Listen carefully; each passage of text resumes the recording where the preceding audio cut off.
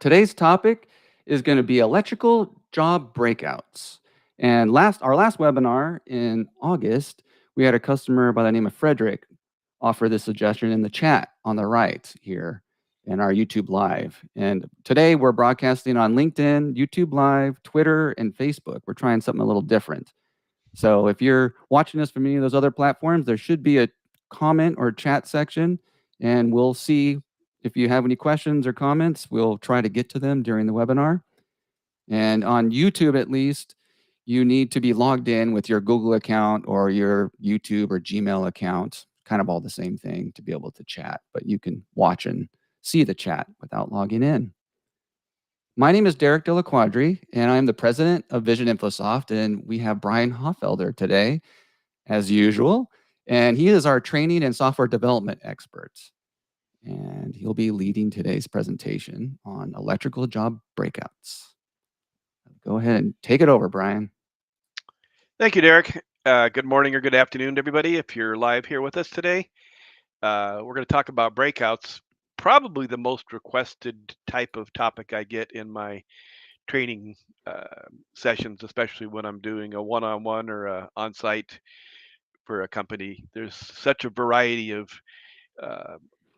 things you could use breakouts for. So that's really our goal today, is to talk about all the things you could use breakouts for. I typically like to separate it into two categories of breakouts: things that you would organize and prepare before you do the takeoff, and then things you do after the takeoff. So one of the things you would want to do before you do the takeoff is organize your takeoff into system breakouts. That word system is kind of a general term that people use to separate the branch from the feeders, from the lighting, maybe from the site and underground. And one of the nice things, and a lot of people don't even know this about Electrical Bid Manager, it does that automatically. It'll break it out into these different systems by just taking it off in the different modules. So let me flip over to there real quick. I've got a job I'll bring up here. So if I extend the job in this little window up here by module, there's the same breakouts that we're talking about: switchgear, lighting, wiring devices, feeders, even a miscellaneous one. And then it'll give you a spreadsheet broken down with all the details in all those categories. And when you go to job totals over here for your final summary, you can get the labor broken out by those same categories. You can get the material broken out by those same categories.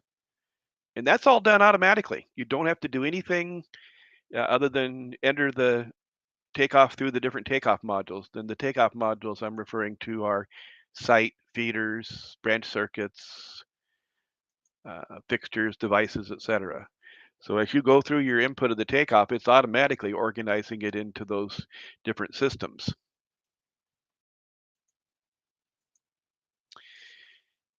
The other thing you want to do when it's something that's required by the job is to organize it again before the takeoff. If you've got a situation where you need to separate the base bid from an alternate, we'll talk about deductive and additive alternates in a little bit later, or if you need to separate it by area. At this point, you don't have to worry about whether the alternates are additive or deductive. You just need to keep them separate. So let me show you an example of how that happens in EBM. If you have Electrical Bid Manager, there's a little sample job of a hotel. The hotel's a good example because they break out different areas of the hotel a lot of the time. So in this little sample takeoff, I've organized it into a base bid and an alternate. And you can see that here. I can do the base bid and the alternate. I can do just the alternate by itself.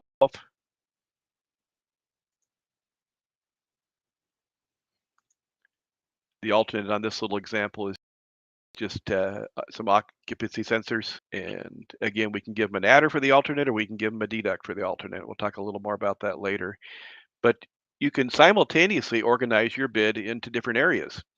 So again, in this little example takeoff, I've also grouped the takeoff into different areas. You can see up here at the top left, it says common area. when you're doing the takeoff,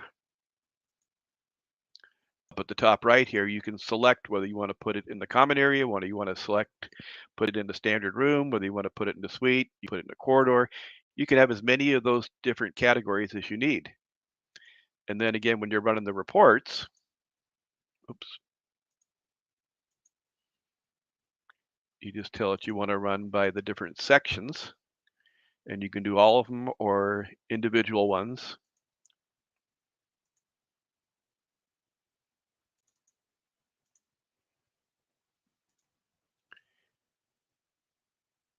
And then you get the report again broken down with all the detailed material and labor by section. Here's the common area. Here's a standard room. Here's a suite. The other thing that's nice, if you have a typical area, you only need to take it off once. In the job extension here, there's a button at the bottom that says quantity multipliers. And you can see I put a quantity multiplier of 90 for 90 standard rooms and 10 suites, and left the common area in the corridor at 1. And then it does all the number crunching for you by area. Now, again, you need to, if possible, set that up before you enter your takeoff. And then as you go through the takeoff, uh, all the takeoff screens have an option up at the top right to select the area, or in this case, we also have a base bid and an alternate.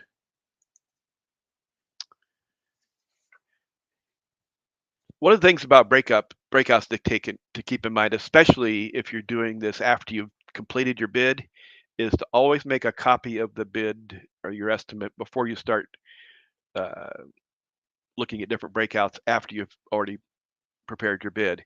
It's real easy in EBM. You just go to job file and hit copy. You tell it which job you want to copy, and then down at the bottom left, you give it a name. Copy of job A, whatever it is. So always make a copy first, because if you mess up when you're doing breakouts after the fact, then you've messed up your original job, and it may be kind of difficult to go back and start over. But if you have a copy and you don't touch the original one, and you mess up or you decide to look at it a different way, just go back and make another copy of the original. All right, we have a question, Brian, if you'd like Sure. to pause for a second. All right. When submitting the estimate and they are asking for breakouts, do you send the breakouts to them or the breakout to them? I'm not sure I quite understand. If I wouldn't submit the breakouts to the customer unless they're asking for it. Again, if it's a base bid and an alternate, then yeah, you have to tell them how much is in the base bid, how much is in the alternate. If you're just breaking it out by system for your own benefit to know how much you've got in the lighting versus the switchgear versus the feeder, then I don't think you normally would submit that with as part of your estimate. So again, that's kind of a before and after thing. If you need to break out the job for the bid because they want an alternate for adding something or an alternate for deducting something, then you definitely need to submit that. But you don't need to submit the details typically. You just need to submit the total. I hope that answers the question. Yeah, Sylvester, go ahead and follow up with an add-on question if you like, and we'll get to you later. Thanks for asking. So again, it's sometimes, and I'm probably guilty of this too when I'm helping people with estimates, is just take the couple seconds it takes to make a copy before you start manipulating a job you've already done a takeoff on.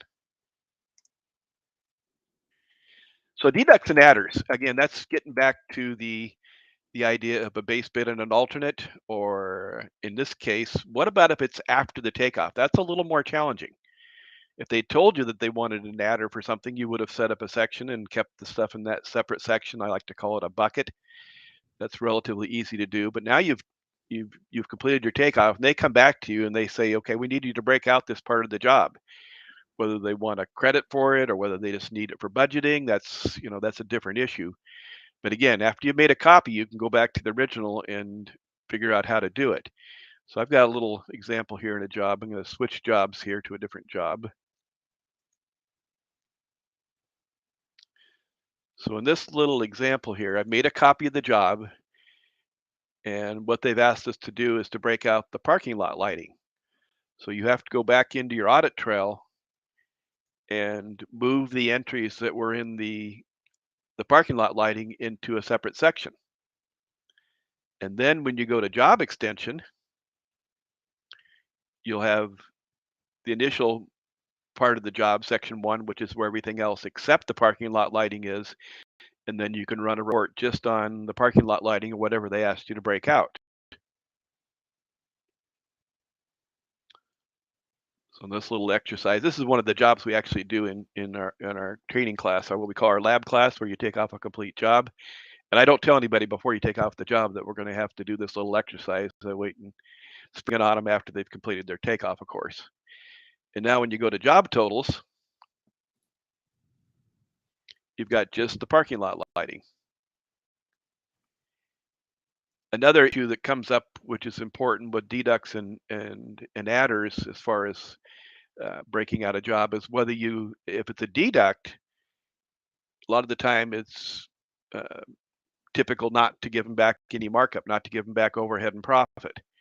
If they wanted this an adder, then of course you want to add in your normal markup for overhead and profit, and maybe even go a little more than you normally would if they're going to add that to your base contract. So you've always got that strategy to consider, is whether you give them back part or none of your markup on if it's a deduct, or how much you add for your markup if it's an adder. All right, I got another question here. Sure. Alejandro asks, can you include both base bid and alternate together in one PDF to send to client? Yeah, again, I don't know if you'd send it to a client, but for your own purposes, just a matter of when you do the job extension, if you include the original part of the job, or my other example is a little more appropriate, that hotel bid. I'll go back to that. So this job, we have a base bid and an alternate.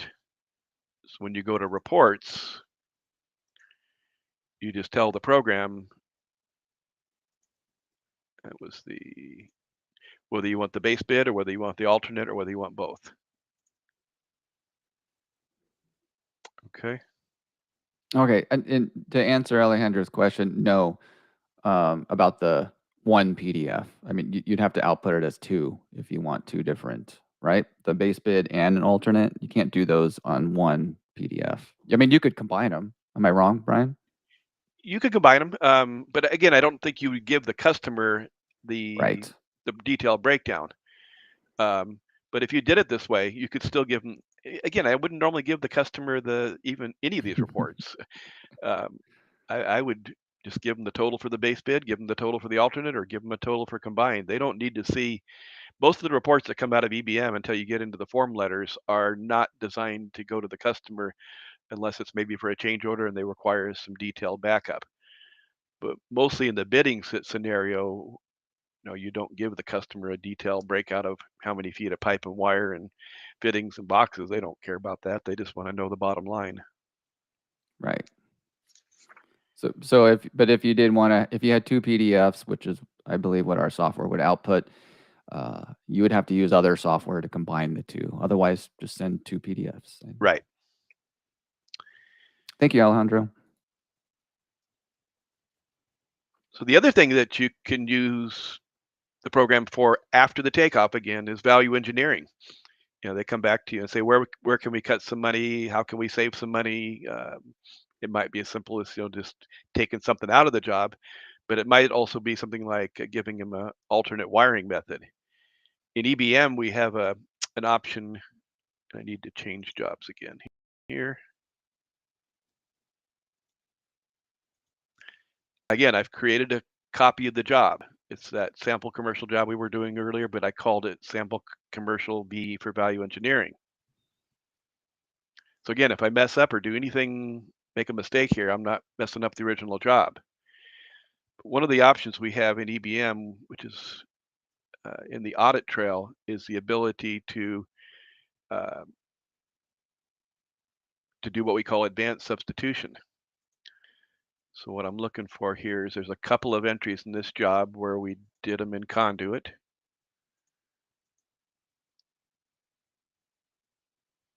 A little further down.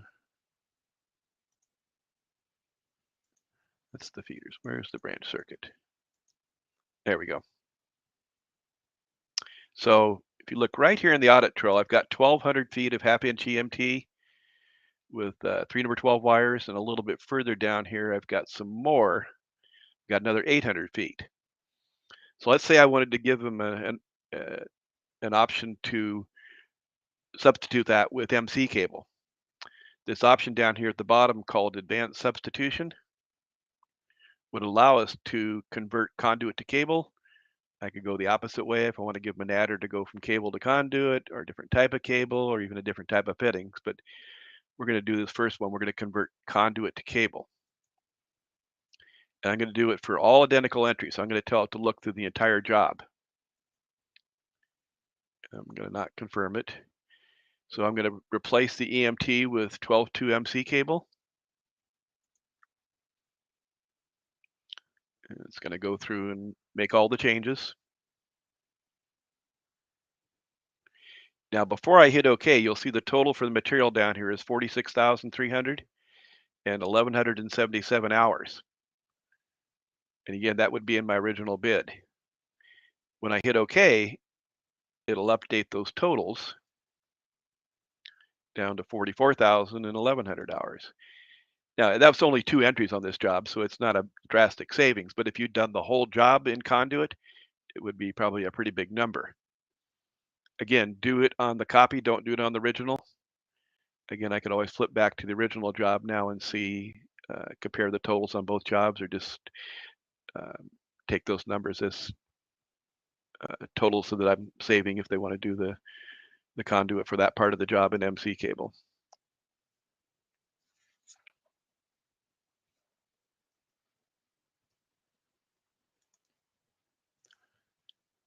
So the other place you really want to consider using EBM is into project management. I think this is probably one of the least utilized parts of an estimating program, and I don't think it's just electrical bid manager. I think in general, a lot of companies take the attitude, okay, we got the job, going to turn it over to somebody in the field, to a project manager, and that's, they'll have to take it from there. So again, when you're going to use it for any kind of a project management purpose, you want to work on the copy. And one of the things that comes out of EBM automatically is it gives you the hours by the phase. So let me go back and show you that. I'm going to change jobs again. So we've got this job called Acme, but I'm going to do the copy. And I want to do the whole job. So I'm going to tell it to run the report by phase. Now, probably unless you've changed your settings, this is the way EBM automatically runs your reports. It gives you all the material and labor by these different phases. A lot of people call them cost codes. It's the same terminology, and it'll break it out by those phases automatically.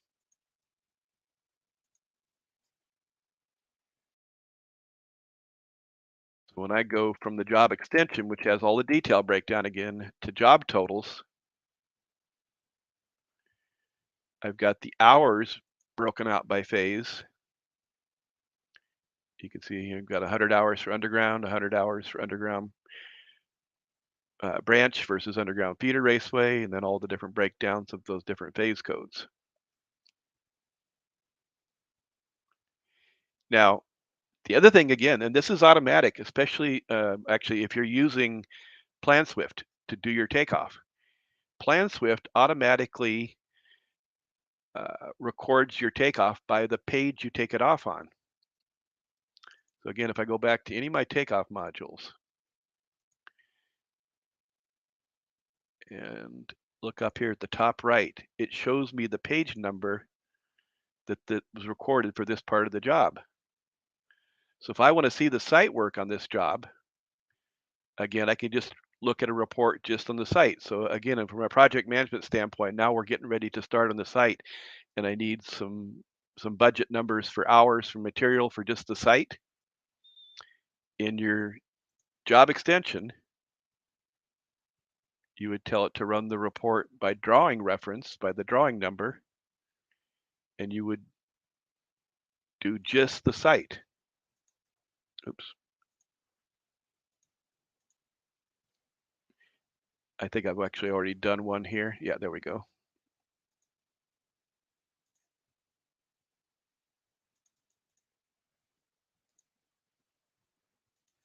So it's going to give me just that portion of the job, just for the site. Whatever was recorded on that page when you took it off electronically. So again, it gives you all the detail breakdown, all the materials, and when you go to job totals,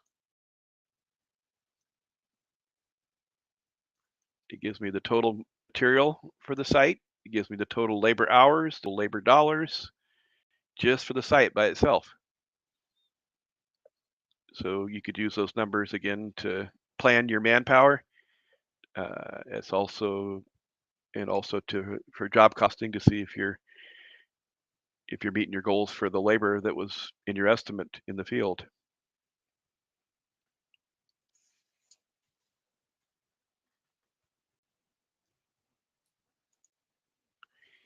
Unit pricing is something that comes up again, maybe after the takeoff, either maybe before or after you submit the bid. Now they're asking you to break out unit pricing on things in the job. Not unusual. They want to price, how much is it if we want to add some receptacles? How much is it if we want to add some extra wiring? Again, you don't have to do anything as far as being organized. It's already in your takeoff. We can any bid here and go to the audit trail. I think I've got some receptacles up here a ways.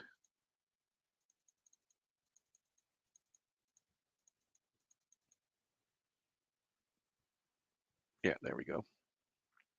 So here's 11 switches and the wiring for them. So in the audit trail, if I want to know the cost of those 11 switches, I just highlight them. The switch, all the materials that go into the assembly, plus the wiring, and you hit the little button at the bottom that says quick totals.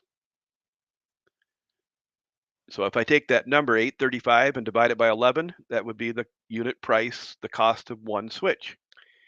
Now, when you give that number to the customer, if you need to give that number to the customer, of course, you want to mark it up.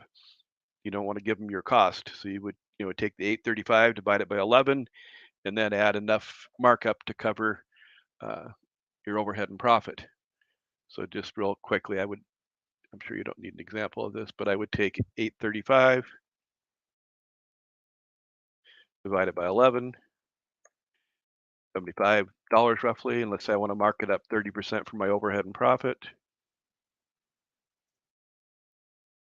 If we want a unit price on a switch, you could tell them $98 and you would have it covered.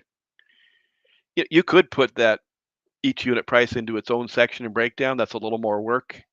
I think in EBM you can have up to 99 separate breakouts on a job. Gives you a little more of a complete look at each unit price. But you can do this with conduit. You can do it with devices. You can do it with lighting. Just use that little quick totals button down at the bottom to give you a cost on whatever you've highlighted on the audit trail.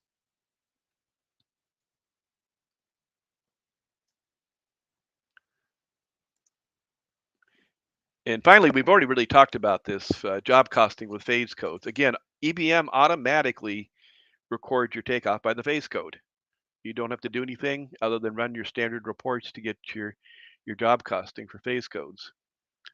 We can do it in this is good. Yeah, we can do it in this job. So we're going to go to reports. So again, we'll go back and do the standard. Those are the phases. And then when you go to job totals, again, the subtotals are all in the job extension, but if you go to job totals, you can get your material by phase. You can get your labor by phase. And those are the numbers that you would plug into your job costing, or if you just even use a basic spreadsheet, at the end of the week or the end of the pay period, you could put in the hours by phase and then have a record of how you're doing in each phase of the job.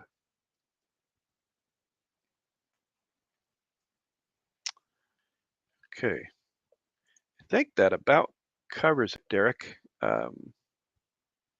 Any more questions Yep. or Not right now, but hey, if you guys have any questions, be sure to post them up.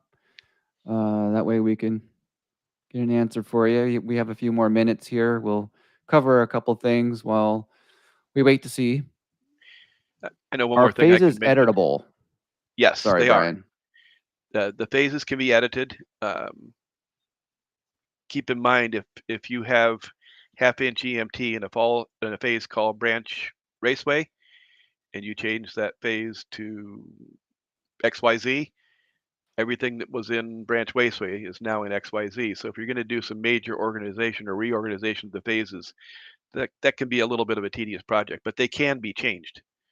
Um, as far as breakouts in EBM under help, if you go down to help videos, under advanced, there's a whole video on breakouts. It's pretty basic, doesn't cover all the different scenarios we did today, but it does give you the basics of how to set up a breakout and how to run the reports on a breakout.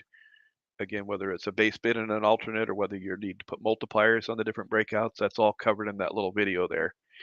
And it's pretty short. It's not too painful to watch. Yeah, perfect. All right. Sorry, Brian, I cut you off there. Go ahead and I'll. Nope, that was it.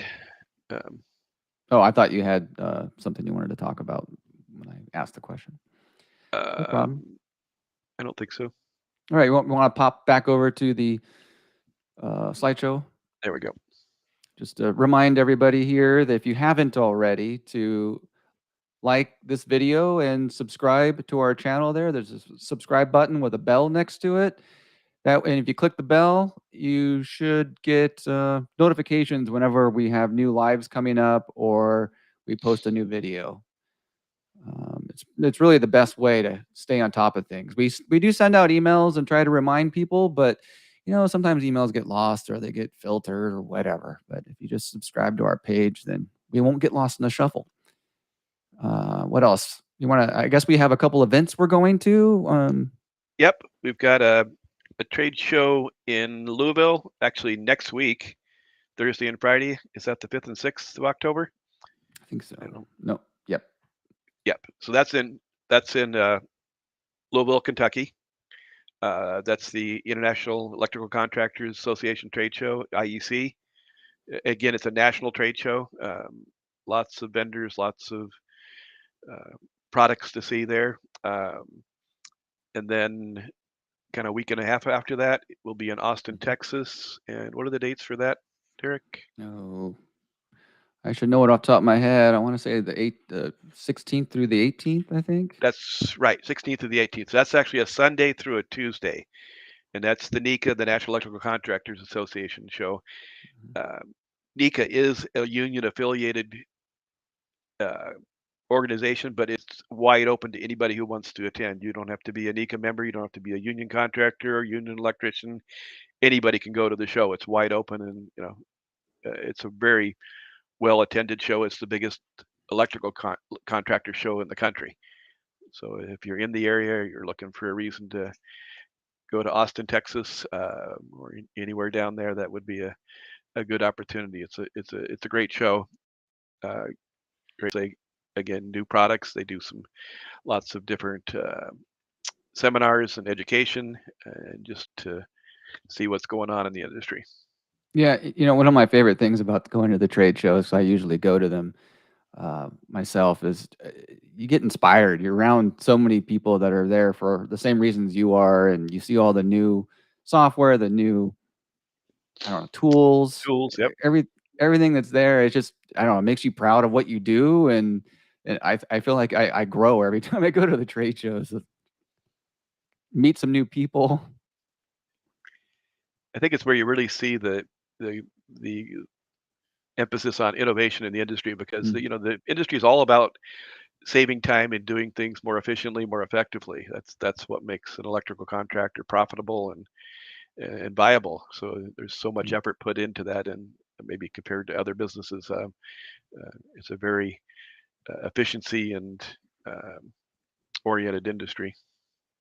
Yeah, and we're doing training in Austin, like Yep. in-person classroom training in Austin. And that'll be the night 18th, 19th, and 20th. Yeah. Right.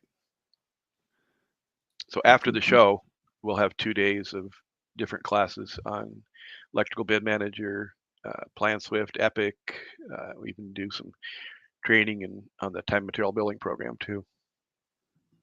Yeah, so if you're in the Austin area, or you're traveling for the show, or maybe you still have time to make a plan, visit our website, reach out to us, email us, sales@visioninfosoft.com, or give us a call, and we can discuss what the training option is. We also do virtual training. Every month, we have online training where you get a virtual desktop that you log into, and you work directly with Brian with a small group, and it's nearly the same thing as in person. It's hard to beat in-person training, but we've done a really good job. Brian's done a really good job of giving you a very similar experience virtually each month. And you also do on-sites. Visit you right in your office and spend a day or more, 2 days with you, just dedicated to helping you, I don't know what, go over all your estimating and how you're doing it and how you're using Electrical Bid Manager. And Yeah, those on-site training sessions are really effective for companies that need to maybe customize the system a little bit, or they've got different levels of estimators, maybe brand new ones, maybe veteran estimators, and they need to get everybody all on the same page. So it's a really good way to fine tune the training just to a specific company's needs. All right, yeah, and I can't think of anything else. We don't have any questions right now. Other than I just wanted to mention that we released our new version 22 of Electrical Bid Manager, and if you have not gotten it yet, reach out to us. Send an email to support@visioninfosoft.com, or visit our website at visioninfosoft.com/support and create a support case for yourself. We've upgraded, or we've changed up our versioning to match the calendar year. So we're looking at starting a more aggressive software releases, getting more updates out to you for our Electrical Bid Manager. I think that covers it. I don't think we have any more questions, and it was a great topic. So be sure to think of other topics for us. Otherwise, we'll surprise you next month with what we come up with. Maybe, Brian and I will be brainstorming. We might skip October. It might be really late in the month because we'll be at trade shows. But I'm sure Brian and I will brainstorm plenty while we're in our booth, and maybe we'll see some people with some good ideas. Thank you, everyone. Yep. Thank you.